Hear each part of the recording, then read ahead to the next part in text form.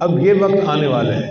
چنانچہ حدیث مبارکہ میں آتا ہے کہ نبی علیہ الصلوۃ والسلام دعا مانگا کرتے تھے، اللہم بارک لنا فی رجب و شعبان وبلغنا رمضان۔ اے اللہ ہمیں رجب اور شعبان میں برکت عطا فرما اور بخیریت ہمیں رمضان تک پہنچا۔ اب رجب کے 2-4 دن رہ گئے، باقی رجب ختم ہونے میں، تو شعبان آنے والا ہے۔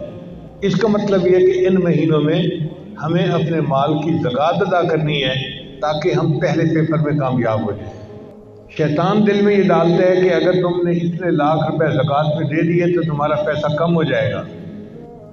حالانکہ مال ادا کرنے، زکوٰۃ ادا کرنے سے مال میں برکت ہوتی ہے۔ میں نے اپنی زندگی میں ہزاروں ایسے لوگوں کو دیکھا ہے جو کاروباری تھے اور اپنی زکوٰۃ پوری ادا کرتے ہیں، اور ہر سال اللہ ان کے کام کو، رزق کو اور بڑھا دیتے ہیں۔ تو آنکھ دیکھتی ہے کہ کم ہو رہا ہے، اور شریعت کہتی ہے کہ تیرا رزق بڑھ رہا ہے۔ یہی امتحان ہے ہمارا۔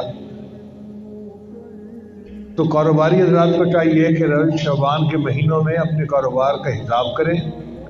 اگر خود حساب کرنا نہیں آتا تو کسی عالم کو کہیں کہ جی آپ آئیں اور مجھے بتائیں کہ میرے اوپر کتنی زکوٰۃ بنتی ہے۔